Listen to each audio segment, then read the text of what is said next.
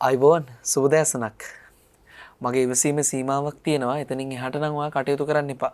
එහෙම කිව්වහම මොකක්ද හිතුනේ? ඔබ බැලුවා නේද මේ උදෑසනම මොකක්ද මේ කිව්වේ කියලා. ඉතින් අදත් මේ ආරම්භ කරන්නට යන්නේ අරුණෝදයෙන් ජයමගට වැඩසටහන. ඉවසීම ඔබටත් මටත් අපේ ජීවිතයට වඩාත් වටිනා දෙයක් ඉවසීම කියන්නේ. ඉතින් ඉවසීමෙන් සැනසීම ලැබෙනවා කියලා අපි කතාවක් අහලා තියෙනවනේ. ඇත්තටම ඉවසීමෙන් සැනසීමක් ලැබෙනවද? හිතන්න.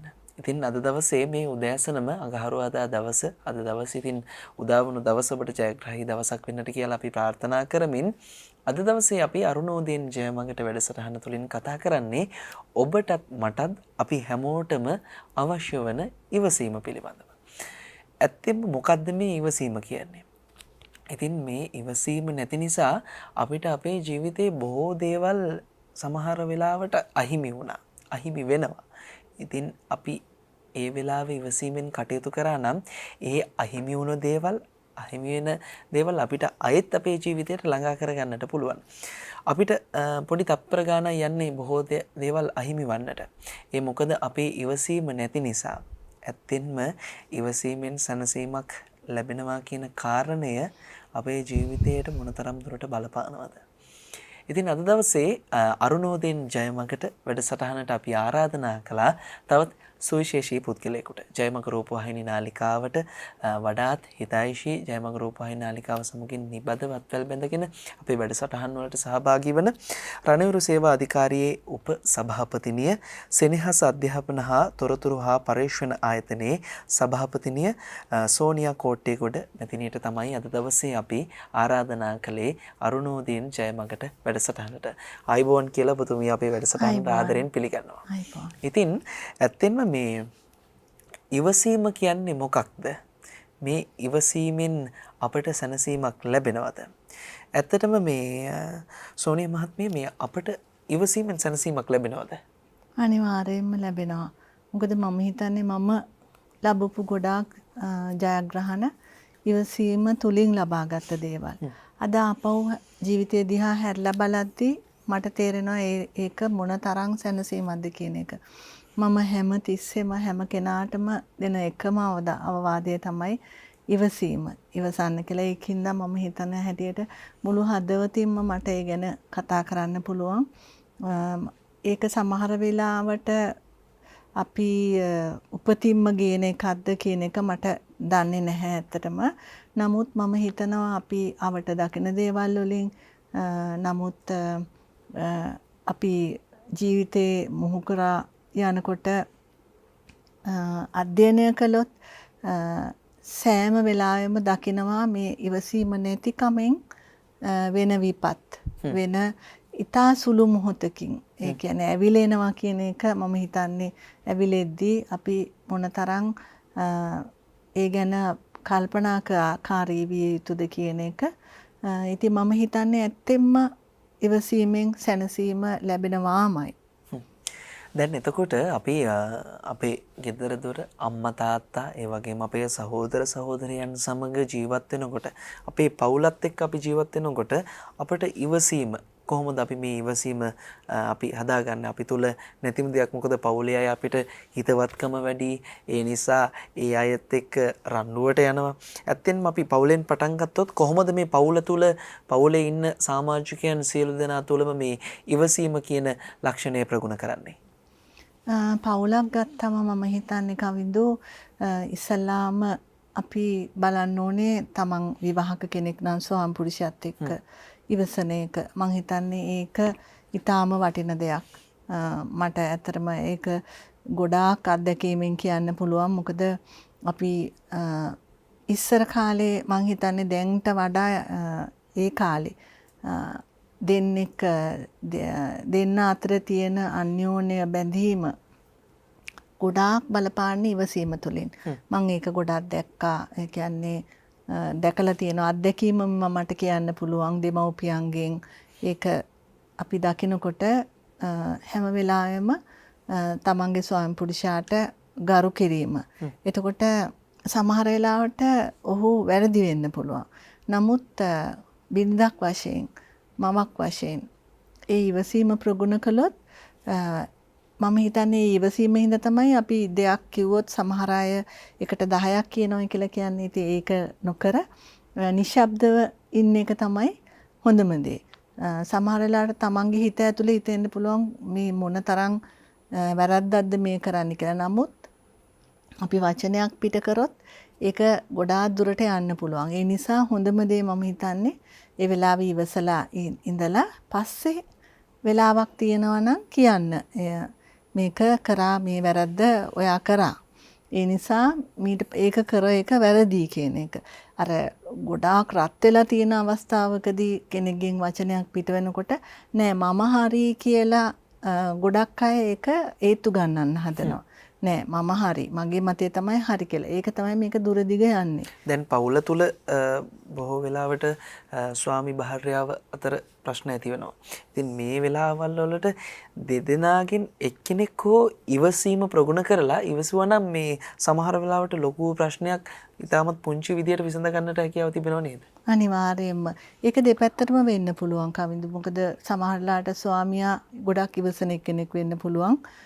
නැත්තම් බිරිඳ ගොඩක් ඉවසන කෙනෙක් පුළුවන්. ඒක දෙපැත්තටම වැඩ කරන්න පුළුවන්. මොකද ඒ දෙන්න මේ ගමන යද්දී එක්කෙනෙක්ගෙන් ඒක වුණොත් ඇති කියලා මට හිතෙනවා. ඒතකොට කල්පනාකාරී වුණොත් දෙන්නගෙන් මම හිතන්නේ තරහ නිවෙනවා.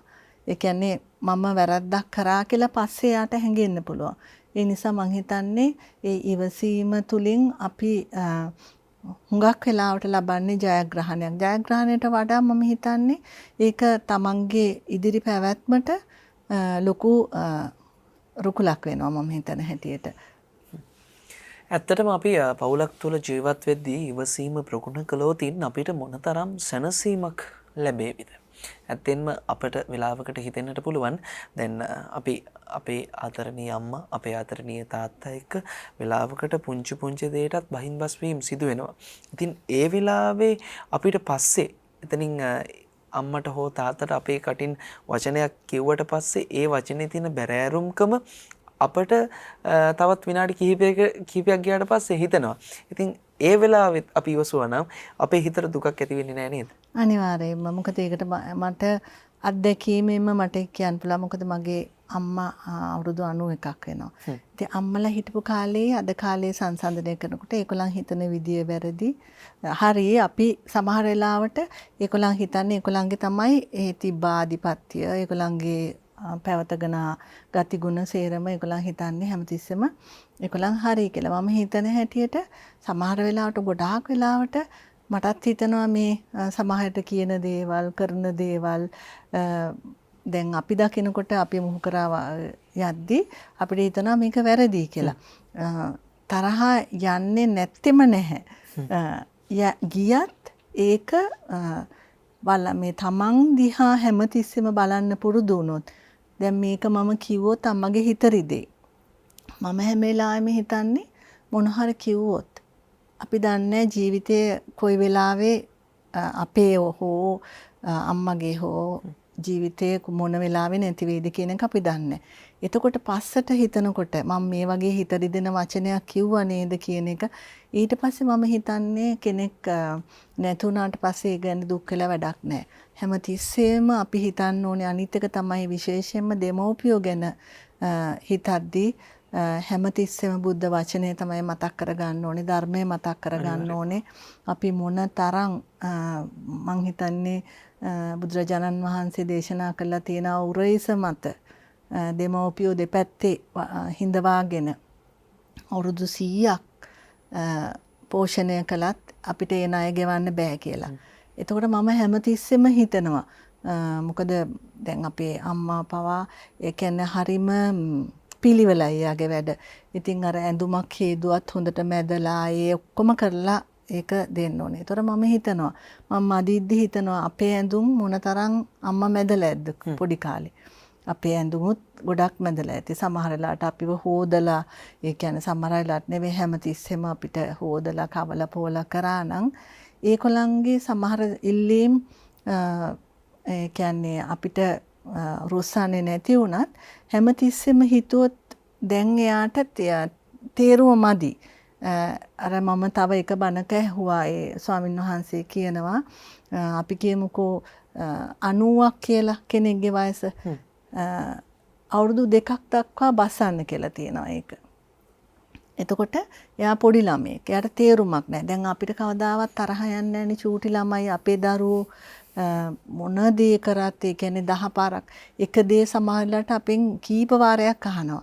අම්මා කෙනෙකුට තාත්තා කෙනෙකුට කවදාවත් තරහ යන්නේ නැණි hina වෙලා කියලා දෙනවා. එතකොට සමහරවිට දෙමව්පියන්ට අමතක වෙන්න පුළුවන්. එතකොට කීප සැරයක් ඒක අහනවා. නැත්තම් එකම දේ කීප සැරයක් කියනවා.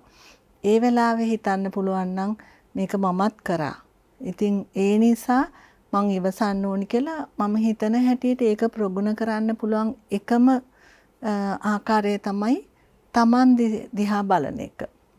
දැන් Tamanට ඒ වගේ ඇති වුණා නම් තරහක් ඇති වුණා කියලා එතනින් මේක ඉවර කරගන්න පුළුවන් නම් මම හිතන්නේ අපි ඒ කියන්නේ අපිට වෙන විශාල අකුසලයක් අපිට මගහරව ගන්න පුළුවන්. සම කොච්චර අසාධාරණ වුණත් මේ ළඟදී මං හරිම හිත කම්පණය වෙන මේ දර්ශනයක් දැක්කා. ඒ කියන්නේ තමන්ගේ අම්මා මං හිතන්නේ එයා වැඩට යද්දී ඇතුලේ දාලා ගිහිල්ලා එයා එළියට ඇවිල්ලා. එළියට ඒ ආපු වැරද්දට අම්මට ගහනවා. කියන්නේ කට පොඩි කරනවා අම්මා වචනයක් කියද්දී මට හිතුණා මේ තරම් අපි පිරිහිලාද කියලා. මේ තරම් මේ කියන්නේ තමන්ව හදපු අම්මට අතක් උස්සනවා කියන්නේ ආනන්තරය පාප කර්මයක් ඒක. ඒකෙන් කවදාවත් මිදෙන්න බෑ. ඉතින් ඒ ගැන හිතලා මම හිතන්නේ මොනතරම් ආවේගයක් තරහක් ආවත් ඒක දැකලා එතනින් ඉවත් වෙන්න. එක්ක නැත්තම් එතනින් ඉවත් වෙන්න. ඊට පස්සේ ආයෙ තරහ නෙවුනම ඇවිල්ලා හොඳින් කතා කරොත් මං හිතන්නේ ඒගොල්ලන්ගේ හිතට ලොකු සහනයක් ඒ වගේ අපිටත් අපි කරගන්නේ විශාල කුසලයක්. ඒ වගේම තමයි හිතවතුනි ඔබේ පුංචි දුව එහෙම නැත්නම් පුංචි පුතා පුංචි කාලේ ඉඳලම ඉවසීම කියන ගුණාංගය ප්‍රගුණ කළොත් ඔහුට නිවසෙන් පසු ඔහු යන සමාජයේ ජීවත් වන්නට ඔහුට පහසු වෙනවා. අපි දැන් කතා කරන්නට යන්නේ මේ කොහොමද දැන් පවුල තුල ඉවසීම ප්‍රගුණ කරාට පස්සේ අපි යනම සමාජයට. සමාජය තුල කොහොමද අපිට සමාජය තුල විවිධ තරාතිරමේ මිනිස්සු අපිට මුණ ගැහෙනවා. වෙලාවකට අපිට මුණ ගැසෙනවා මත්ද්‍රව්‍ය පාවිච්චි කරන අය. එහෙම නැත්නම් තවත් බොහෝ දෙනා අපිට සමාජය තුල මුණ ගැසෙනවා. ඒ අය සමග කොහොමද අපි ඉවසීමෙන් යුතුව කටයුතු කරන්නේ? මෙතනට මං හිතන්නේ එක දෙයක් වැදගත්. මොකද තමන් හරි කියලා හැමතිස්සෙම හිතන්න යන එක. එක්ක නැත්තම් තමා උගත්කමින් පොහසත්කමින් ඒක වැඩි කියලා හිතුවොත් අපි කියමු තමන් වැඩ කරන ආයතනය කියලා. එතකොට තමන් තමයි මෙතන ඉන්න ලොක්කා කියලා හිතලා එතකොට ඒකොල්ලන් මොන හරි වැරද්දක් කරාම එකපාරටම ඒ කියන්නේ ඇඟට කඩම් පඩන එක ඒ වගේ දේවල් අපි කරන්නේ නැතුව හැමතිස්සෙම හිතුවොත් හැම කෙනෙකුටම කරුණාව පෙරදරි කරගෙන ඒ කියන්නේ ඕනෙම කෙනෙක් ගොඩාක් සමාජයේ අපි දකිනවද වැරදි. දැන් අපි වැඩිම ඕනේ අපි රූපවාහිනිය බලද්දී සමහර වෙලාවට අපි කවුරු හරි කතා කරද්දී අපිට වේගයක් එනවා. හිතට බලන්නකෝ ඒ කියන්නේ මෙහෙම කතා කරන්න පුළුවන්ද කියලා. අයි අපි ඒක ඇති කරගන්නේ අපේ තුල. අපි අර රූපයක් දැකලා ඒගොල්ලන් අර ඒක නිකන් රංගපෑමක් වගේ ඒක රංගපෑමට අපි අහුවෙලා ඒගොල්ලන් කියන වචන වලට පවා අපි ගැටෙනවා. ඉතින් එතනදිත් ඇත්තටම ඉවසීම ප්‍රගුණ කරන්න පුළුවන් හොඳම අවස්ථාවක් තමයි. ඒ වගේම තමයි මං හිතන්නේ ඕනෙම කෙනෙකුට වැරද්දක් කරපු වෙලාවක ඒක පෙන්නලා දෙන එක. එක්කෝ හොඳම මං හිතන්නේ දේ තමයි නිහඬව ඉන්න එක. අපි සමහර වෙලාවට අසල්වාසීන් එක්ක අපි කොහොමද අසල්වාසීන් ගොඩක් සමහර වෙලාවට මොන හරි වැරද්දක් කරොත් අපිට හුඟක් තරහ යනවා. මොකද මට අත්දැකීමකින් කියන්න පුළුවන් මගේ ළඟ වැඩ කරන ළමෙක් එයා අවුරුදු 8ක් තිස්සේ බොහොම ආදරෙන් බලාගත්ත වැටකෙයියා පැලයක් හිටවලා ඒ දරුවගේ අපලෙට හිටවලා එහා පැත්තේ එක්කෙනා ඒක කපලා. ඉතින් මේක පොලිසියේ නඩු දාන්න පවා ප්‍රශ්නයක් වුණා. ඉතින් මම කිව්වේ ඔය එක පැලේට පැල 10ක් හදා ගන්න පුළුවන්. එහෙම කරන්නේ නැතුව ඔයා මේක පොලිසියට ගිහිල්ලා අර මිනිසයාගේ තුල තවත් වෛරය ඇති කරලා එතකොට මේක කොච්චර දුර දිග ගිහිල්ලාද කියලා ඔයාම දන්නේ කමන්නේ මේක පැලයක්. ඒ කියන්නේ අපිට හදාගන්න පුළුවන් දෙයක්. ජීවිතයක් නැති වෙලා නැහැ. කිසිම දෙයක් මන්නම් කියන්නේ දීපලක් නැති වුණත් අපි හැමතිස්සෙම හිතන්න ඕනේ අපිට මේක උරුම වෙලා තියෙන්නේ එක්කෝ අපි පෙර කරපු කර්මයක්. මම හිතන්නේ හැමතිස්සෙම එහෙමයි. කවුරු හරි මට බැන්නත් මම හිතනවා ඒක මට උරුම වෙච්ච දෙයක් කියලා. සමහරලාට මට හිතෙන්න පුළුවන් එයා හරි අසාධාරණයි කියලා. නමුත් මම හිතන්නේ ඒක ඉවස ගන්න පුළුවන් නම් ඒක තමයි අපි ලබන ලොකුම ජයග්‍රහණය. එතකොට මේ දැන් අපි සමාජයට යනවා දැන් අපි සමාජය අපිට දැන් විවිධ තරාතිරම මිනිස්සු හම්බ වෙනවනේ. එතකොට දැන් වෙලාවක බස් රථයේ දුම්රිය යද්දී දැන් මිනිස්සුන්ට තියෙන ගොඩක්ම තියෙන ප්‍රශ්නේ තමයි පොදු ප්‍රවාහන සේවාවල් වල යද්දී මගේ ඇඟේ කෙනෙක් වදිනවා. එතකොට මේ තරහ යනවා. ඉතින් ඒ වෙලාවේ ලොකු බහින් බස් වීමක් ඇති වෙලා ලොකු ප්‍රශ්නයක් ඇති වෙනවා. ඊට පස්සේ ඒක ඔහුගේ යාළුවන් හරහා මේක මේ මුළු සමාජයේ පුරාම පැතිරෙන ප්‍රශ්නයක් බවට පත් වෙනවා පුංචි දෙයක්. ඉතින් මේ වෙලාවල් වලදී අපි මුහුණ දෙන්නට ඕනේ කොහොමද? එතනදිත් මම හිතන විදියට ඒ කියන්නේ ගොඩක් වෙලාවට අපි දකින්නේ අනිත් අය කරන දේ. අනිත් අය මොන හරි කරා නම් එයා මට මෙහෙම කරා. එතකොට එයා මට බැන්න ඒකෝ. දැන් අපිට ඇයි රිදෙන්නේ අපිට? කවුරු හරි මොන හරි කිව්වොත් ඒකෝ අපි වැරද්දක් පෙන්ලා දුන්නොත් ඇයි අපිට රිදෙන්නේ? මොකද අපේ අර මමත්වය කියන එක තියෙන නිසා. ඒක තමයි මම හිතන හැටියට ලොකුම ප්‍රශ්නේ. මමත්වයේ මම කියලා පුද්ගලෙක් ඉන්නවා මට තමයි රිදෙන්නේ. එතකොට ඇයි ඒ කියන්නේ මම තමයි හරි කියලා හැමතිස්සෙම හිතන එකෙන් අනිත් මිනිස්සයා වැරදි කියලා ඒක අපි දකිනවාමයි. නමුත් හැම වෙලාවෙම ඒක තමයි මම හිතන්නේ භාවනාව කියන එක. ගොඩක් අය භාවනාව පටලගෙන තියෙන්නේ අපි හිතනවා එක ඉරියව්වක ඉඳලා හුස්ම දිහා බලලා හෝ මම කියන්නේ ක්‍රමේ වැරදි කියලා. නමුත් මම හිතනවා ඊට වඩා අපිට විදර්ශනාවට යන තරම් භාවනාවක් කරන්න පුළුවන් අපි ගැටෙන දේවල් එක්ක. අපි ගැටීමේදී. ඒ කියන්නේ කොතනදී අපි ගැටෙන්නේ කොතනද දැන් මම අද දවසේ හිතාගත්තොත් අද මමට වෙන කිසිම දෙයකින් මම ගැටෙන්නේ නැහැ කියලා. ඒ කියන්නේ සිත කය වචනය යන තුන්දොරින්ම. වචනයක් කිව්වත් ක්‍රියාවක් කරත් දැන් අපි කියමුකෝ නුරුස්සන දෙයක් කවුරු හරි අපිට පොඩ්ඩක් අතුරුස්සන්නේ කරන දේ. වැඩි ඕනේ කවුරු හරි ගෑන් ළමෙක් පාරේ ඒ කියන්නේ නුසුදුසු විදියට ඇඳගෙන යනවා කියමු. අපි ඒකත් එක්කත් ගැටෙනවනේ. ඇයි මේ බලන්නකෝ මේ ඇඳගෙන යන හැටි. ඉතින් ඒක අපිට අදාළ නෑනේ ඇත්තටම කියනවා නම් අපි එතනදිත් අපි ඉවසන්නේ. මොකක්ද දැන් අපිට මුළු ලෝකෙම හදන්න බෑ කවිඳු. අපි හැදිලා ඉන්න ඕනේ අනිත් අය හැදෙන්න. අපි තුලින් කවුරු හරි දැක්කොත් අපේ ඉවසීම මං හිතන්නේ ඒක අර පුද්ගලයාට ලොකු අභියෝගයක් වෙනවා. මෙච්චර කරලත් කොහොමද මෙයා ඉවසන්නේ කියලා. ගොඩක් වෙලාවට මගෙන් අහනවා. ඒ කියන්නේ අපි වැරදි නැහැ. අපි කිසිම වැරද්දක් කළා නැහැ. නමුත් එයා තමයි මාව රිදවන්නේ. එතකොට එයා රිදවනකොට ඇයි අපි රිදවා ගන්නේ? එතකොට හිතන්න පුළුවන්. ඒ කියන්නේ මම හිතන්නේ ඒක නිකන් අර ඇඟේ තියෙන මේකක් පිහදලා දානවා වගේ අපිට හැමතිස්සෙම හිතන්න පුළුවන් නම් හරිම පහසුයි. ඒ කියන්නේ ඒ පුද්ගලයා දැන් Tamanට වැරදි ඉවසද්දිත් අර කියන්නේ අර මේ ගහන්න ඔළුව නවන එක්කෙනත් වැරදි ඒකට ඒ අනිත් පැත්තට ඒකත් එහෙම කියලා. එතකොට අපි කැමති නැහැ අපි අර මේ මෝඩේ කියලා එහෙම හිතන ඒකත් මමත්වේනේ. තමන්ව ඒ කියන්නේ තමන් ගැන එහෙම හිතන එක මම හිතන්නේ ඒක වැරදි. ඒ කියන්නේ හැමතිස්සෙම මම කියන්නේ අපි ඉන්න ඕනේ මේ හරීම නම්‍යශීලී වෙන්න ඕනේ හැමතැනදීම. ඒ කියන්නේ තමන් උසස් කියලා හිතාගත්තොත් ඒක අපිට කොතනදවත් ඉවසීම ප්‍රගුණ කරන්න බෑ. මොනියම් වෙලාවකවත් Taman නිවැරදි කියලා හිතන්නට එපා. මොකද ඔබේත් මගේත් අපි හැමදෙනාගේම අඩුපාඩු තියෙනවා ජීවිතේ. ඒ අඩුපාඩු අපි හදාගත්තොත් ඒ අඩුපාඩු අපේ ජීවිතයට පන්නරයක් කරගත්තොත් අපි තුල ඉවසීමක් ප්‍රගුණ කළොත් අපිට නිවැරදි පුද්ගලයෙක් වෙන්නට හැකියාව තිබෙනවා. අපි යමු දැන් අපි පාසල පැත්තට යමු. දැන් පාසල් අධ්‍යාපනයේ නියලනකොට මටත් තිබුණු ප්‍රශ්නයක් තමයි දැන් එහා පන්තියේ ඉන්න ළමයා මොනවා හරි කිව්වොත් අපි අනිවාර්යයෙන්ම වචනයක් එහෙම මොනවා හරි වුණොත් අපි ගිහලා ගහනවා. ඇත්තටම. ඉතින් මේත් ඉවසීම නැතිකමනේ. ඉතින් පාසල් අධ්‍යාපනය හදාරන දරුවෙකු තුළ කොහොමද ඉවසීම ප්‍රගුණ කළ යුත්තේ? මම හිතන්නේ දරුවන්ට කුඩා කාලේ ඉඳලම ඒක ඉගෙනවිය යුතු දෙයක්. ඒ කියන්නේ අපි කියන්නේ දරුවෙක් අපි කියමුකෝ අඬාගෙන එනවා මට එයා ගැහුවයි කියලා. තව දරුවෙක් ගැහුවයි කියලා.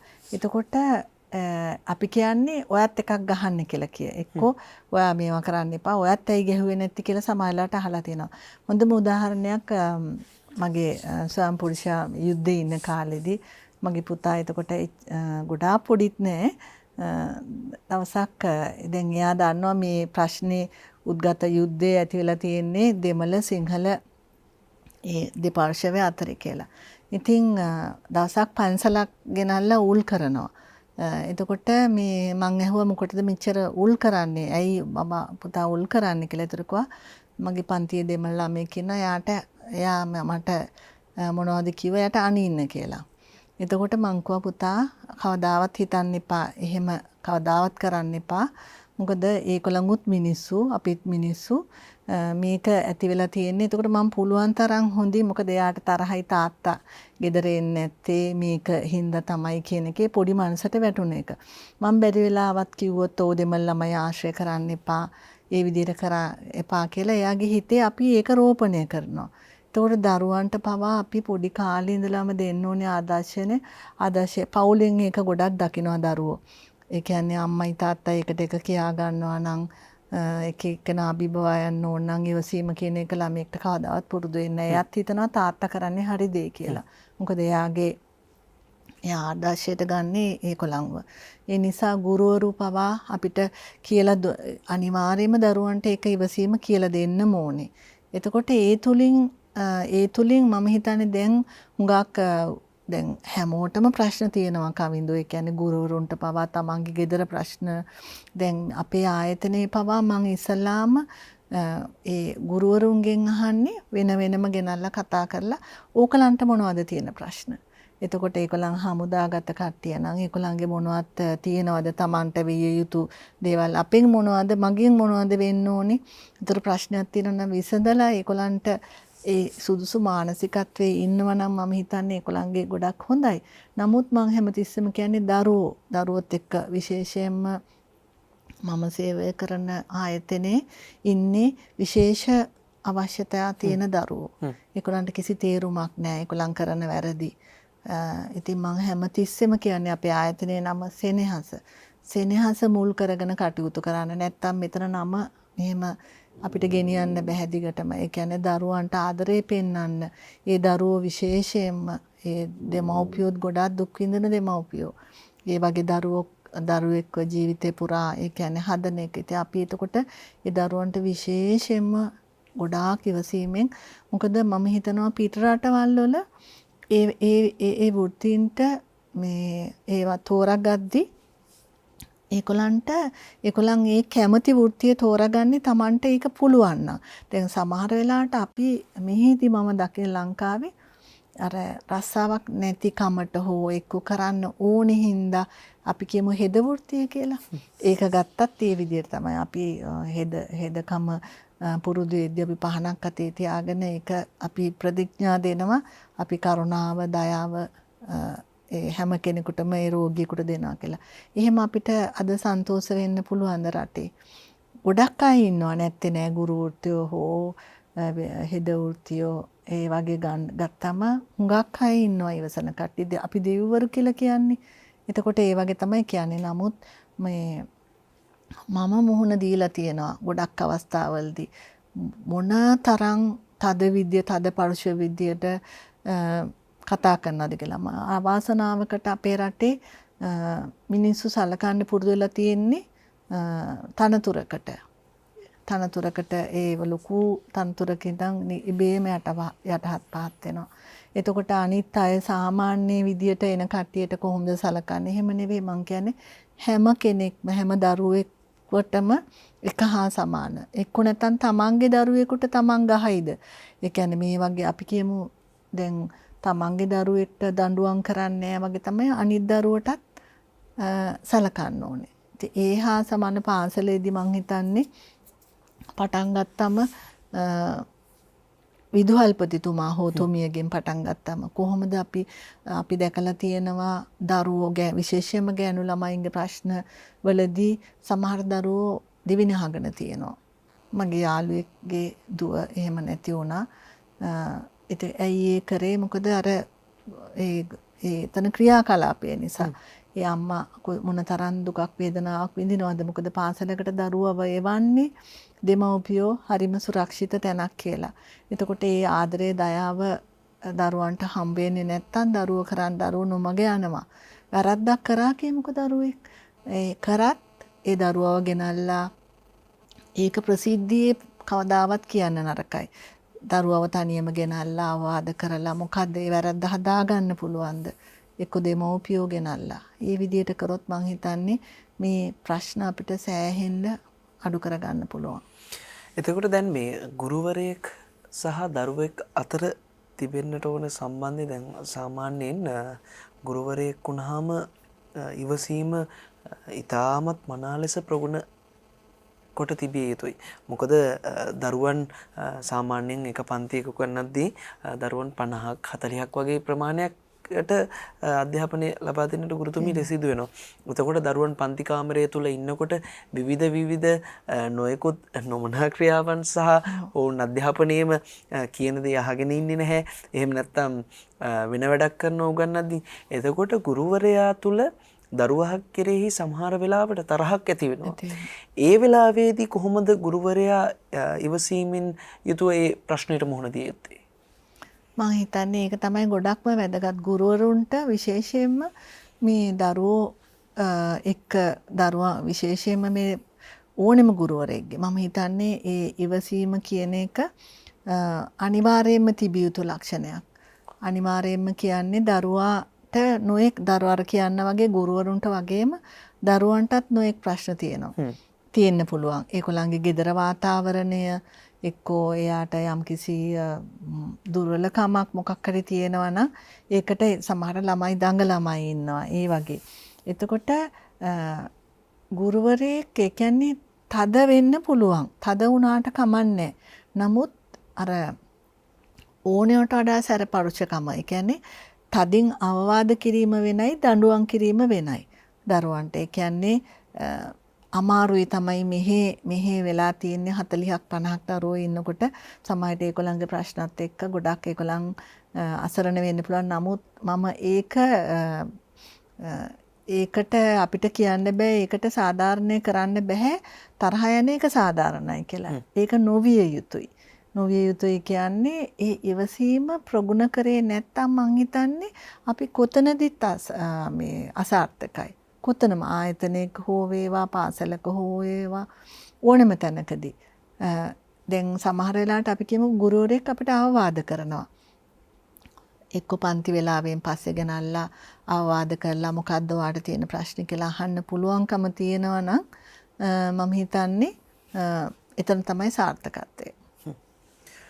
අපි අද දවසේ අරුණෝදයෙන් ජයමඟට වැඩසටහන් තුළින් කතා කළේ ඉවසීම පිළිබඳව. ඉතින් අපිට තවත් කතා කරන්නට බොහෝ දේවල් තිබෙනවා. ඇත්තටම මේ ඉවසීම කියන මාතෘකාව අද දවසේ වැඩසටහන නරඹන ඔබට මට සියලු දෙනාටම ජීවිතයේ ඉදිරියට අපේ ජීවිතයේ පැවැත්ම ඉදිරියට රැගෙන යන්නට ඉතාමත් වටිනා කියන මාතෘකාවක්. ඉතින් අපි නිරන්තරයෙන්ම ධර්ම දේශනාවන් ශ්‍රවණය කරනවා. ඒ වගේම අපි නිරන්තරයෙන් ධර්මානුකූලව අපේ ජීවිතය ගත කරන්නට උත්සාහ කරනවා. හැබැයි ඇත්තෙන්ම අපි තුල ඉවසීමක් තියෙනවද?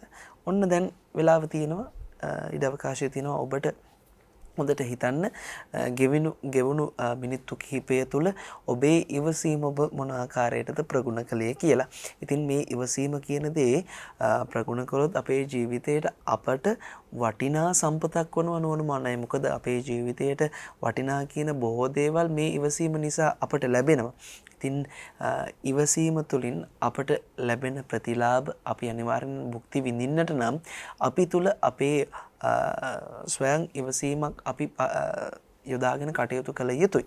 ඉතින් ඒ පිළිබඳව ওই විදිහට කතා කරගෙන යද්දී අපි කතා කළේ දැන් සමාජයකට ආපුවාම කොහොමද අපේ ඉවසීම අපි ප්‍රගුණ කළ යුත්තේ.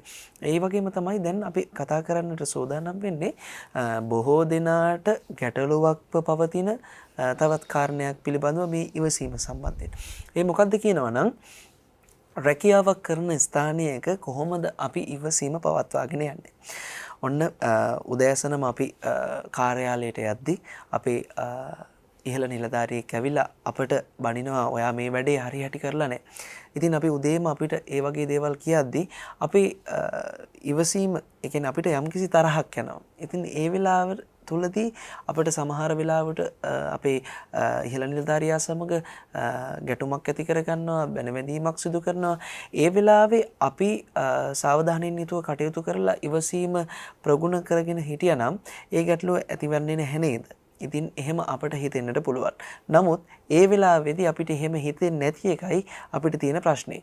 ඉතින් ඔබතුමීගෙන් දැනගන්නට කැමතියි දැන් කොහොමද අපි සේවා ස්ථානයක් තුල අපේ ඉවසීම පවත්වා ගන්නේ? ඒකත් මම හිතන්නේ සමාජයේ හුඟක්ම ගැටලුව. ඒ කියන්නේ සේවක පිරිස ඒ කියන්නේ ප්‍රධානීන් අතර තියෙන ඉස්සල්ලාම ගැටුම තමයි මම හිතන්නේ හොඳ ආයතන ප්‍රධානියෙක්ගේ සාර්ථකත්වය රඳා පවතින්නේ ඉවසීම මත. මම ගොඩාක් අත්දැකීම් වලින් දැකලා තියෙනවා ඒ වගේ කට්ටියත් එක්ක අවුරුදු ගාණක් වුණත් ඇයි මං හැමතිස්සෙම කල්පනා කරලා බලනවා මේගොල්ලන් මේ අවුරුදු ගාණක් මේගොල්ලන් මේ ප්‍රධානියා යටතේ වැඩ කරන්න හේතුව මොකක්ද කියලා. එකම දේ තමයි ඉවසීමයි සමානාත්මතාවයයි. ඒ කියන්නේ තමන්ගේ සේවකයන් හොඳට බලා ගැනීමයි. ඒ නැතුවත් ඒ කියන්නේ බලා ගැනීම කොහොම කරත් ඒ කියන්නේ හැම ප්‍රශ්නයක් දිහාම සේවකයෙක්ගේ ප්‍රශ්න දිහා බලලා ඉවසීමෙන් කටයුතු කරන එක තමයි මම හිතන්නේ ඕනෙම ආයතන ප්‍රධානියෙක්ගේ සාර්ථකත්වය රඳා පවතින්නේ. මොකද එතන හරිය අප්‍රසන්න තැනක් වෙනවා. ගොඩක් වෙලාවට අපි කියමු අපි අලුත් රස්සාවකට යනවා. එතන සමහර වෙලාවට අපි දන්නේ අපි හරි චකිතයකින් යන්නේ. මොකද මොන අය හම්බ වෙයිද දන්නේ. ඒ කියන්නේ සැරපරුෂ කට්ටිය හම්බ වෙයිද දන්නේ කියන එක. ඉතින් මම හිතන්නේ එතනදී අපේ යම් වැරද්දක් තිබ්බොත් ඒ කියන්නේ වැරද්ද පෙන්නලා දෙන්න ක්‍රමයක් තියෙන. ඔක්කොමලා ඉස්සරහා බැනලා ෆයිල් වීසි කරලා එහෙම කරොත් ඒ කියන්නේ ඒගොල්ලන් හරිය අපහසුතාවයටපත් වෙනවා. ඒ නිසා මම හිතන්නේ අපි හැමතිස්සෙම ඒගොල්ලන්ට සාවධානව අහුම්කම් දීලා ඒ ප්‍රශ්න විසඳුවොත් මම හිතන්නේ ඒගොල්ලන්ගෙන් අර වැඩි කොටසක් කරගන්න පුළුවන්. ඒ කියන්නේ ප්‍රොඩක්ටිවිටි එක අනිවාර්යෙන් වැඩි වෙනවා. අනිවාර්යෙන් වැඩි වෙනවා. ඒක ඉවසන එක.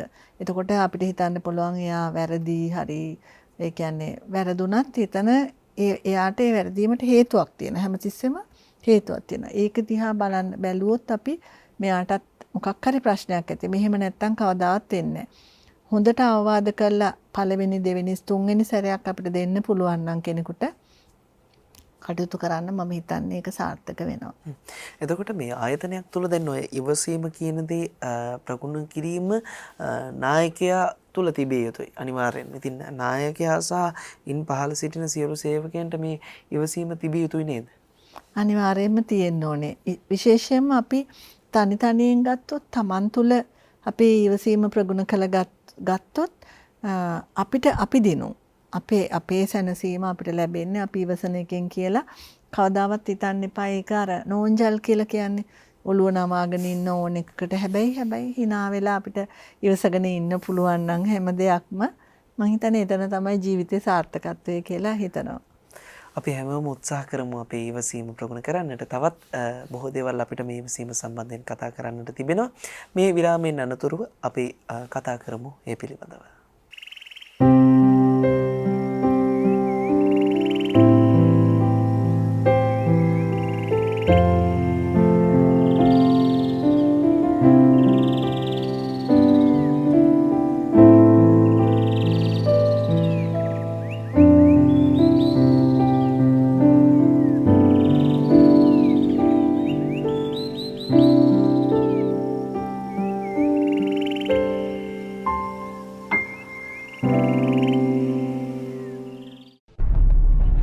මොනවද මේ ළමින් සම්බන්ධ නීති? ළමින්ට අදාළ අයිතිවාසිකම් මොනවද? ළමින්ගේ අයිතිවාසිකම් කඩවෙච්ච වෙලාවකදී තියෙන පිළිසරණ මොකද්ද?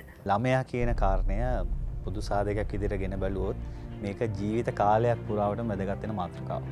ඇත්තටම මේක නීතියෙන් අනපනත් පනවලා කරන්න ඕනේ දෙයක් කියලා මම හිතන්නේ නැහැ. ඒ හිස්ටරි එකෙන් අපිට බලා ගන්න පුළුවන් ළමයා ජංගම දුරකථනයේ හෝ පරිගණකයේ හරහා භාවිතා කරලා මොනවාද බැලුවේ. ලංකාවේ නඩත්තු නීතිය සම්බන්ධයෙන් අපි කතා කළොත් දරුවාව නඩත්තු කිරීමේ වගකීම දෙමව්පියන්ට, ඒ කියන්නේ මව සහ පියාට දෙන්නටම සමසමව ඒ වගකීම පවරලා තියෙනවා. ඔය විශ්වාස කරනවාද ලංකාවේ කාන්තාවන්ගෙන් 90%ක් පොදු ප්‍රවාහන සේවයන්හිදී අපයෝජන ලක් වෙනවා. ජීවිතයට නීතිය සෑම ඉරිදාවකම උදෑසන 10ට ජයමග රූපවාහිනියෙන් බලාපොරොත්තු වන්න. මේ ලෝකේ සාර්ථක වෙච්ච අයගේ කතා අතර ජාතක කතා අහන්න ලැබෙනවා කියන්නේ හරි වටිනවා.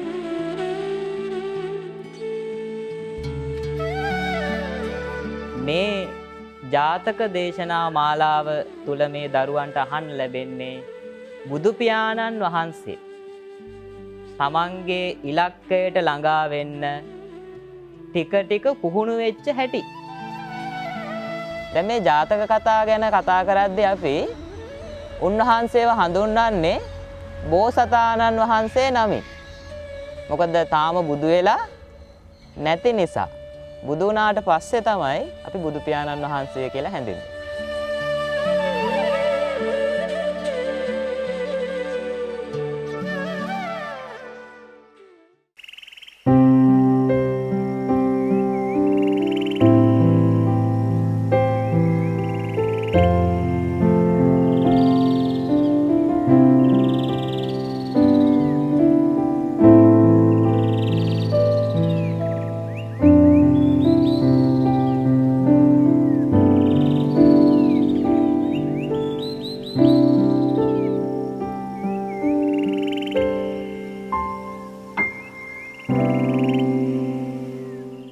විරාමයෙන් අනතුරුව නැවතත් අපි අරුණෝදයෙන් ජයමගට වැඩසටහන තුළින් ඔබ සමග කතා කරමින් හිටියේ ඉවසීම පිළිබඳව. අපි කතා කරමින් හිටියේ රැකියා කරන ස්ථානයේ කොහොමද අපේ ඉවසීම අපි පවත්වාගෙන යන්නේ. ඉතින් ඒ වගේම තමයි දැන් අපේ රටේ ඉන්නවා බොහෝ දෙනෙකුට, කියන්නේ බොහෝ පිරිසකට ආරක්ෂාව සපයන අපි ආරක්ෂක අංශ. විශේෂයෙන්ම ඔබතුමීට දැන් මම මේ අහන්න යන කාරණය පිළිබඳව බොහෝ අත්දැකීම් ඇති. මොකද ඔබතුමීගේ ස්වාමි පුරුෂයා අපේ රටේ බොහෝ දෙනෙක් හඳුනන යුද්ධය වෙනුවෙන් කටයුතු කරපු රණවිරුවෙක්. ඉතින් එතකොට දැන් මේ ආරක්ෂක අංශවල, ඒ කියන්නේ ත්‍රිවිධ හමුදාව, වගේම පොලිසිය ඇතුළු මේ පිරිස තුළ කොහොමද ඉවසීම කියන දේ තිබිය යුත්තේ? ඇත්තටම කොහොමද? දැන් වෙලාවකට හිතෙන්නත් පුළුවන් දැන් පොලිසිය කෙනෙක් නම් මේ ඉවසීම සමහර අයගේ බිඳුවයි. ඔන්න ඔහොම කියලා අපි කියලා යනවා. එහෙම කියලා යන අවස්ථා තියෙනවා. ඉතින් මේ වෙලාවේදී කොහොමද මේ ආරක්ෂක අංශවල ඉන්න අපේ නිලදරුවන්ගේ ඉවසීම තිබිය යුත්තේ? මම හිතන්නේ ඉවසීම ඔවුන් ප්‍රගුණ කළ යුතුයි. ඒ කියන්නේ නිල ඇඳුමක් අඳින නිසා තමන් ලද පුහුණුව ඔස්සේ යම් විනයක් බොහෝ දුරට විනයානුකූලව තමයි හැම දෙයක්ම කරන්න බලන්නේ. ඒතර ඒගොල්ලන්ට තව කෙනෙක් ඒ විදිහට හැසිරෙන වැරදි විදිහට හැසිරෙනවා නම් ඒක හිතනවා අපි ඉන්න විදිහට නෙවෙයි මේගොල්ලන් ඉන්න එක වැරදි කියලා. නමුත් ඒ බලය තමන්ට ලැබිලා තියෙන බලය, එතකොට නිලය අසීමිත ලෙස, ඒ කියන්නේ වැරදි විදිහට ඒගොල්ලන් පාවිච්චි කරනවා නම් මම හිතන්නේ ඒක වැරදි ක්‍රමයක්. ඒ කියන්නේ ඒගොල්ලන්ගේ යටතේ වැඩ කරන සෙසු නිලයන්ට බොහොම කරුණාවෙන්, දයාවෙන් ඒක පෙන්වලා දුන්නොත් මම හිතන්නේ එතනදී ගොඩාක් දුරට මේ ප්‍රශ්න විසඳ ගන්න පුළුවන්. විශේෂයෙන්ම අපි ගමු පොලිසිය, ඒ කියන්නේ මිනිස්සු හරි බයයි පොලිසියට. දැන් නම් මම හිතන්නේ බය ගොඩක් නැති වෙන තරමට, ඒ කියන්නේ ඒක නැති වෙලා. නමුත් පොලිස් කාර්යයක් කියවම ගොඩක් ඒක බයක් තිබුණා. ඒ කියන්නේ ඉස්සර තිබුණේ ගෞරවයක් හා තිබුණ බයක්. නමුත් ඒ ගෞරවය ටික ටික අඩු වෙලා තියෙනවා. මොකද සමහර අය අතින් වෙන ඒ වගේ දේවල් නිසා. ඉතින් මම හිතනවා නිල ඇඳුමක් Tamanට නිලයක් ලැබෙන්නේ ඒ සංයමය තුලින් ඒගොල්ලන් ලබන සංයමය විනය තුලින්ම ඒගොල්ලන්ට ඒක හදාගන්න පුළුවන් නම් මං කොහොමද මම යම් කිසි නීතියකට යට වෙලා තමයි මම මේ පුහුණුව ලැබලා තියෙන්නේ. නමුත් වෙන එක්කෙනෙක් ඒක දකින්නේ නැහැ. නමුත් ගොඩක් දුරට මම හිතන්නේ සමාජයේදී ඒක ඒගොල්ලන්ට ක්‍රියාත්මක කරන්න පුළුවන්. ඒ කියන්නේ අසරණ මිනිස්සු ඒ කියන්නේ තමන්ගේ සේවයක් ලබා ගන්න එනවා නම් ඒගොල්ලන්ට බොහොම කරුණාවන්තව කතා කරලා ඒකට අපිට ඒ වගේ අය ඉන්නවා ඕනේ තරම් ඉන්නවා. හැබැයි අතලොස්සක් කරන වැරදි නිසා මුළු සමස්තය හමුදාවන් සමහර වෙලාවට නින්දා අපකීර්තියට පත් වෙනවා. ඉතින් මම හිතන්නේ ඒගොල්ලන්ගේ ඉවසීම ඒගොල්ලන් වැඩියෙන් තියෙන්න ඕනේ. ඒක දකිනකොට ඒ කියන්නේ අපිට පුළුවන් නම් පුතා ඒ කියන්නේ මේක වැරදි පුතා කියලා හරිගස්සන්න. ඒ කියන්නේ මෙහෙම කරන්න එපා. ඒ කියන්නේ දඬුවමක් තියෙනවා. නීතිය දැන් අපි කියමුකෝ යුද හමුදාව හෝ වෙන හමුදාවක තුල ඒ දඬුවම් ලබන ක්‍රියාමාර්ගයක් තියෙනවා. ඒකට යට කරාට මං හිතන්නේ කමක් නැහැ. නමුත් අමානුෂික විදියට ඒක අපි මේ මොකද මිනිස්සු බයයිනේ. ඒ කියන්නේ ඒගොල්ලන්ට නීලයක් තියෙනවා. ඒගොල්ලන්ට එතකොට වෙනම යුනිෆෝම් එකක් තියෙනවා. එතකොට ඒගොල්ලන් ඒ කියන්නේ ඒගොල්ලන් මේ යම් කිසි වෙපන්ස් ඒ කියන්නේ තමන් අවි ආයුධ එක තියෙනවා. එතකොට අනිත් මිනිස්සු අනිත් පැත්තේ ඒක නැතිකොට මම හිතන්නේ ඒගොල්ලන් හැමතිස්සෙම බලන්න ඕනේ ඒක අවශ්‍ය තැනදීද අපි කියන්නේ යුද්ධයකදී ඉවසන්න බෑනේ කවිඳු. යුද්ධයකදී අපිට ඒක අනිවාර්යෙන් ඒකට පිළිපදින්න ඒගොල්ලන්ට සිද්ධ වෙනවා. නමුත් අපේ හමුදාව ගැන ගත්තොත් මම හිතන්නේ අපේ හමුදාව මානුෂීය හමුදාවක්. ඒ කියන්නේ ඒ යුද්ධයේදී අසරණ වෙලා හිටපු කට්ටියට පිහිට වුණ හැටි ඔයගොල්ලන් ඕන තරම් දැකලා ඇති. වතුර ටිකක් ඉල්ලගෙන ආවොත් ඒගොල්ලන් වතුර ටික දීලා දරුවෝ වඩාගෙන අම්මලාව කියන්නේ බේරගෙන එහෙමත් කට්ටිය ඉන්නවා. නමුත් එක එක්කෙනාගේ මානසිකත්වය වෙනස් වෙන්න පුළුවන්. සමහරු ඒක අසීමිත ලෙස බලය පාවිච්චි කරන්න පුළුවන්. හැබැයි බොහෝ දුරට මම හිතන්නේ හමුදාවල ඉන්නේ ගොඩක්ම සංවේදී කට්ටිය. ඉතින් මම හිතනවා ඒක තවදුරටත් ප්‍රගුණ කළොත් ඒ කියන්නේ ධර්මය හා එක්ක යන්න ඕනේ මේක ඇත්තටම. ඒ කියන්නේ එතකොට බලනකොට තායිලන්තේ අපි අවුරුදු 3මාරක් විතර ගත කරා. එහෙ හැමෝම ඒ කියන්නේ සසුන්ගත වෙන්න ඕනේ. අවුරුද්දක් අඩුම වශයෙන් මම හිතන්නේ අවුරුද්දක් 2ක් 3ක් ඒ වගේ කැමති. එතකොට හමුදාවේ පවා ඉන්නේ ඒ සසුන්ගත වෙච්ච මේ ඉවසීම ප්‍රගුණ කළ කට්ටිය. මම දැකලා නැහැ. ඒ කියන්නේ හෙදි වුණත් ඒ කියන්නේ අර හෝන් ගහන්නේ කොච්චර ට්‍රැෆික් එකක හිටියත්. මොකද මම බලනවා මේ මිනිස්සු මොන තරම් ඉවසන මිනිසුද. දැන් මෙහි බලන්න මෙහි අපි පොඩ්ඩක් චුට්ටක් ස්ලෝ කරොත් අර කී දෙනෙක් හෝන් ඒ ඉවසීම නැතිකමනේ. දවසක් මට මතකයි ඒ කියන්නේ මම පන්සලකට උදේ පාන්දර දාන දෙන්න යද්දී අම්මා කෙනෙක් දරුවෝ දාගෙන වාහනේ යනවා.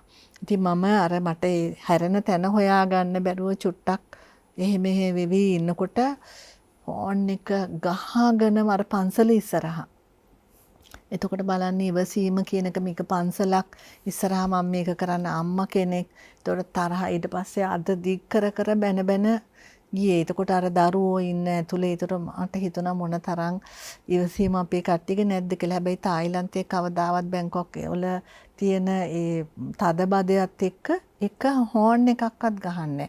ඒගොල්ලන් ඒ වෙලාවට එක්කෝ ඒගොල්ලන්ගේ ෆෝන් එක බලනවා, එක්කෝ ඒගොල්ලන් කනවා, එක්කෝ ඒක මොන හරි තියෙන. මොකද පැය ගාණක් සමහරලාට අපි පැයක් ඉඳලා තියෙන වෙලාවල් තියෙනවා. අපි හරි නොසන්සුන්. මොකද මේ මෙහෙම වෙන්නේ කියලා අපි කෑ ගන්නෑ. නමුත් අපිට හිතනවා මේ මොනතරම් විනයක්ද අනිත් අය දිහා බලනකොට මොනතරම් සංසුන්ද කියලා. මම හිතන හැටියට ඒකේ සාර්ථකත්වය තමයි සසුන්ගත කරන එක. ඒ කියන්නේ යම් කිසි කාලයකට හැම තරුණයෙක්ම මං හිතන්නේ මේ විදිය කරොත් අඩුම ගානේ මාස 6ක්වත් එහෙම කරලා අපේ සමාජගත වෙන්න පුළුවන් නම් මං හිතන්නේ මේ ප්‍රශ්න ගොඩාක් දුරට විසඳ ගන්න පුළුවන් වෙයි. අනිවාර්යයෙන්ම. හිතවතුනි අපි කතා කරමින් ඉන්නේ ඉවසීම පිළිබඳව. ඉතින් ඉවසීමෙන් අපේ ජීවිතයට සැනසීමක් මොනතරම් දුරට ලැබෙනවද? ඒ පිළිබඳව ඔබට ඔබේ හිතින් අහලා දැනගන්නට පුළුවන්.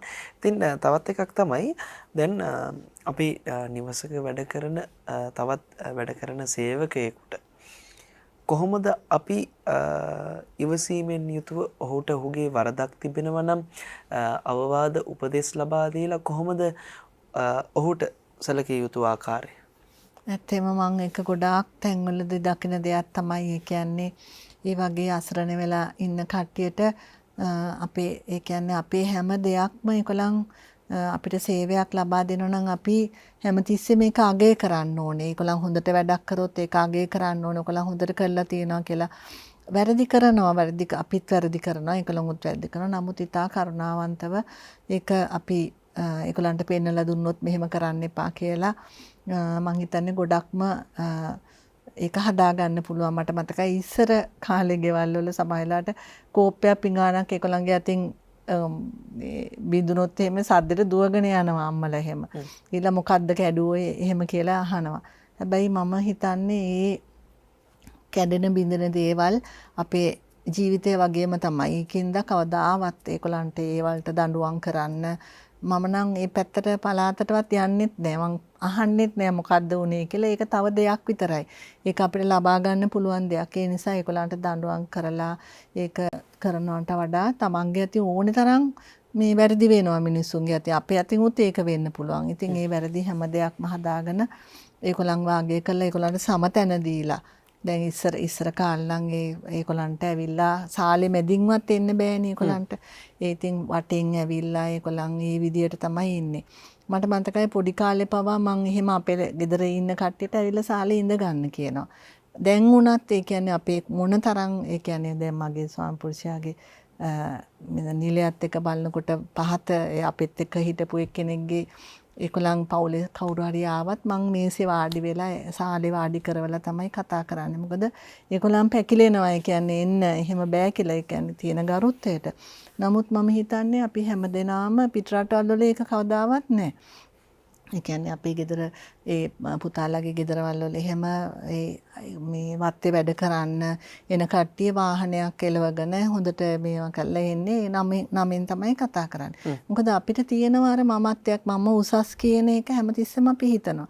අරයා පහත් ඒක ඉතින් අපි බුදුරජාණන් වහන්සේගෙන් ඉගෙන ගන්න ඕනේ. මොකද ක්‍රියාවෙන් නෙවෙයි මේ උසස් වෙන්නේ කියන්නේ වසලයක් වෙන්නේ ක්‍රියාවෙන් නෙවෙයි. ඒ කියන්නේ මේ ක්‍රියාවෙන් තමයි වසලයකෝ උසස් කෙනෙක් වෙන්නේ ක්‍රියාව. ඉතින් එතකොට ඒක අපි ගොඩාක් ප්‍රගුණ කරන්න ඕනේ. හැම කෙනෙක්ටම එක විදියට සැලකුවොත්.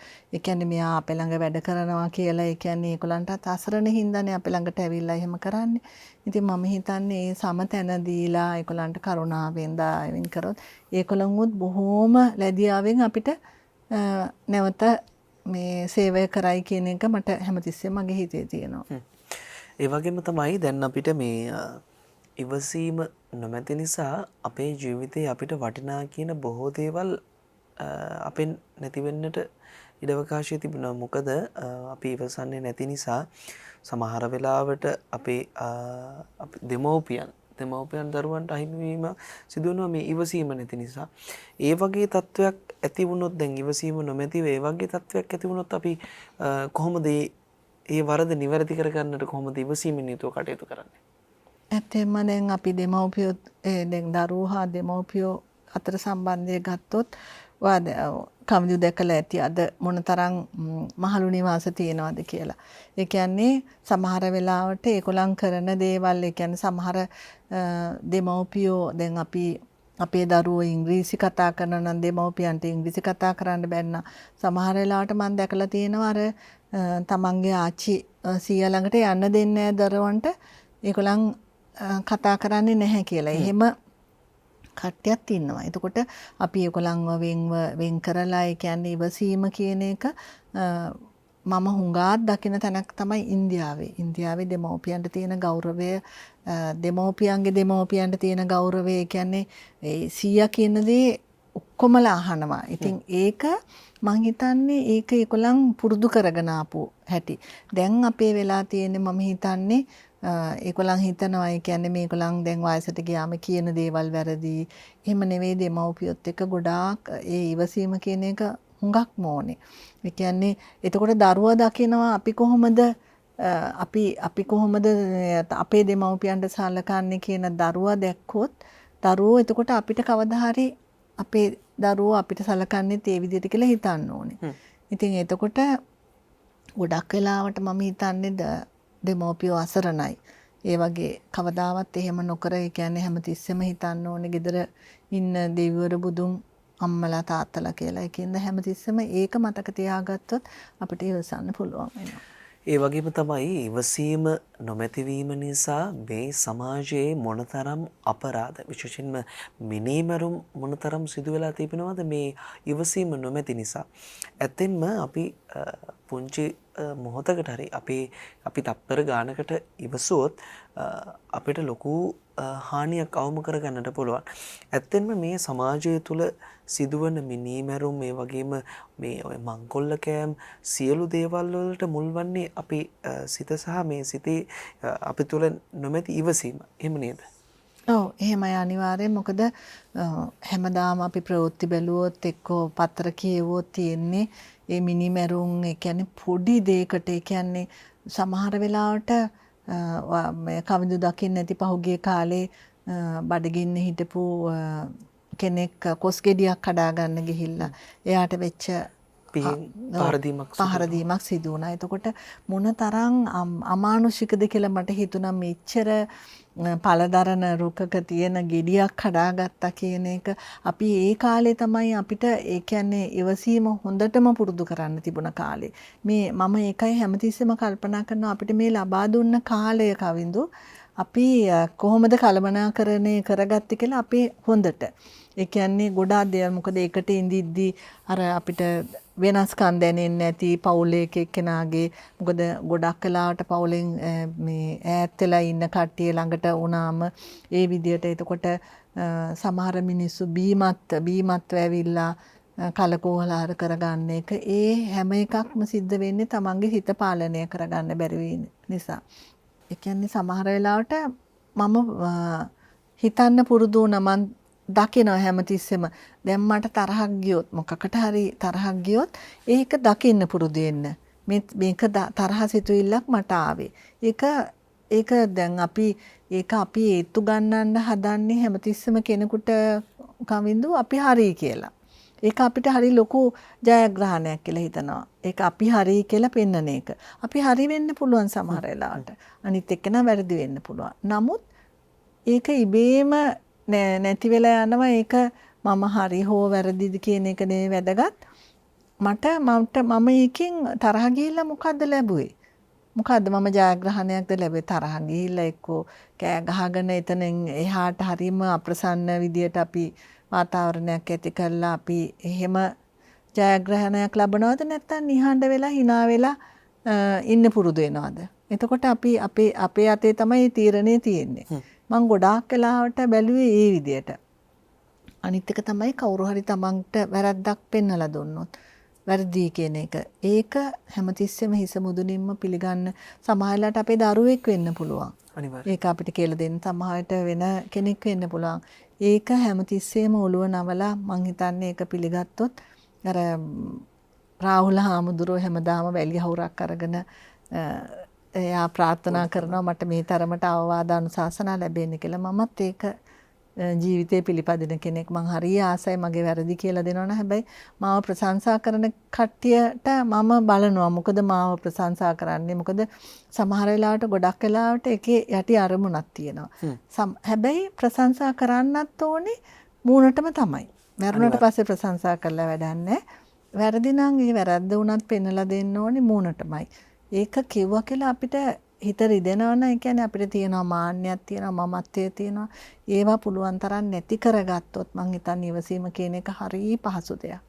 අපි මේ මෑතකදී මෙතන කොහෙද වැලිකඩ බන්ධනාගාරයට යනවා වැඩසටහනක් පටිගත කරන්නට අපේ ගෞරවනීය ලොකු ස්වාමීන් වහන්සේ සමග. ඒ වෙලාවේ එක් පුද්ගලයෙක් අපිට කියනවා මං අද ඉවසුවා නම් මට කවදාවත් මේ තැනට එන්න අවශ්‍ය වන්නේ නැහැ. ඒ තප්පර කිහිපය මගේ ජීවිතේ ඉවසුවා නම් මට මේ තැනට එන්න වෙන්නේ නැහැ කියලා. ඒ කතාව තුළ මහා ලොකු මේ හැංගුණු අර්ථයක් තියෙනවා. ඉතින් මම බැලුවා මම අපේ ස්වාමින් වහන්සේටත් කිව්වා ස්වාමින් වහන්සේ මේ අපි ඇත්තටම මේ මිනිස්සයා මෙහෙම කියනවා නම් අපිත් අපේ ජීවිතය තුළ අපිටත් ඇති පුංචි තප්පර කිහිපයක් මේ අපේ සියලු දේවල් විනාශ වෙන්න. ඇත්තෙන්ම දැන් ඉවසීම කියන දේ පිළිබඳව ඔහු දැන් හොඳට වටහාගෙන ඉන්නේ. ඔහු ඒ බන්ධනාගාරය ඇතුලේ ධර්මානුකූලව ජීවිතයක් ගත කරනවා. දැන් ඔහුගේ වැරදි හදා ගන්න ඔහු උත්සාහ කරන පුද්ගලෙක්. ඉතින් ඒ කතාව තුළ අපිට ගන්නට බොහෝ දේවල් තිබෙනවා. ඇත්තටම මේ අපිට තප්පර කිහිපයක් ඇති නේද අපේ ජීවිතේ අපි ගොඩනගාගෙන එන මේ ප්‍රතිරූපය විනාශ වෙලා යන. ඔව්. ඒක ඇත්ත. ඒ කියන්නේ හැමතිස්සෙම ඕක හරි ලේසි කරන්න එහෙම හිතන එක ලේසි Taman දිහා හැරුණොත් හැමතිස්සෙම Taman දිහා හැරලා බලන්න. ඒ කියන්නේ අපි අනිත් එක්කෙනා වැරදි කියලා අපිට නිගමනයකට එන්න අමාරුයි. අපි දන්නේ එතන තියෙන තත්වයයි අපේ තුල තියෙන තත්වයයි. එතකොට හැමතිස්සෙම ඒ ගැන හිතුවොත් ඒ කියන්නේ දැන් අපි මං ගොඩක් වෙලාවකට සමහරලාට මං නැගිටලා යනවා ප්‍රවෘත්ති මේ විකාශනයත් එක්ක. මොකද එතනදී තියෙන ඒවල් එක්ක මට ගැටෙන්න වෙයි කියන හැබැයි මං වෙලාවකට ඒක මේ අත්හදා බලනවා. මේක මේ රූප ටිකක් විතරයි වචන ටිකක් ඇහෙනවා. ඉතින් අපි තරහ ගත්තා කියලා අපිට හදන්න දැන් ගොඩක් වෙලාවට මට සමහරලාට ඒ වගේ දේවල් වෙන්නේ නැතිකොට හිතනවානේ. දැන් අනිත් අයත් කියනවනේ මේ කොච්චර අසාධාරණද කොච්චර වැරදිද කියන එක. ඉතින් මම හැමතිස්සෙම හිතනවා අපිට කරන්න බැරි නම් ඒක අපිට එතන ගිහිල්ලා හදන්න බැරි නම් අපි නිහඬ වෙන එකනේ ඒක හොඳ. ඒක විවේචනය කරා කියලාවත් ඒකට තරහ ගත්තා කියලාවත් අපිට වැඩක් වෙන්නේ නැහැනේ. ඒ විදියට අපි හැම දෙයක් දිහාම බලන්න ගත්තොත් එක්කෝ මොන හරි අපිට කියමු කවුරු හරි බනිනවා. එතකොට දැන් අපිට දෙමළෙන් බැන්නොත් තේරෙන්නේ නැහැනේ කවිඳු. අපි අපි වචන ටිකක් අල්ලගෙන අපිට ඇහෙන ඒවා අපි නරකයි කියලා අපි නිගමනය කරලා අපි හිතනවා. අපිට වෙන භාෂාවකින් බැන්නොත් අපිට තේරෙන්නේ නැහැනේ. ඒතර ඒ වගේ මට හිතෙනවා මේක වචන ටිකක් විතරයි. සද්දයක් විතරයි. එතකොට එහෙම හිතන්න පුළුවන් නම් ගොඩාක් හොඳයි.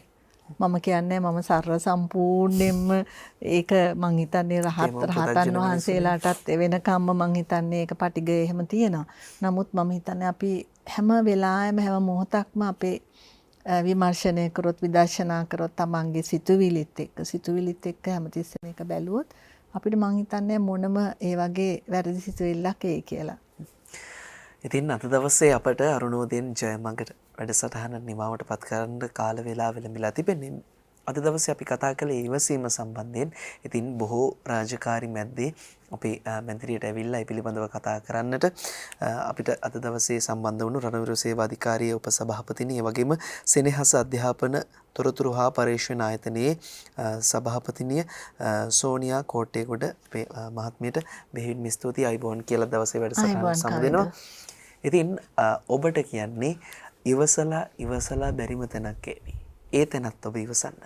අද දවසේ ඔබ ඒ දේ හිතට අරගෙන ඔබේ ජීවිතයේ ඉවසීම ප්‍රගුණ කරන්නට ඔබ හුරු වෙන්න. එහෙනම් අපි අද දවසේ අරුණෝදයෙන් ජයමඟට වැඩසටහන අපි මෙලෙසින් නිමවට පත් කරනවා. අභිමානවත් ජයග්‍රහණයක සම්භාවනීය ප්‍රවිෂ්ටයක් කරා POTV නාලික අංක 94 ජයමඟ රූපවාහිනිය සමග අත්වැල් බැඳ ගන්නට ඔබට ආරාධනා කරමින් අපි අද වැඩසටහන මෙලෙසින් නිමවට පත් කරනවා. ඔබට සුබ දවසක්. ආයුබෝවන්.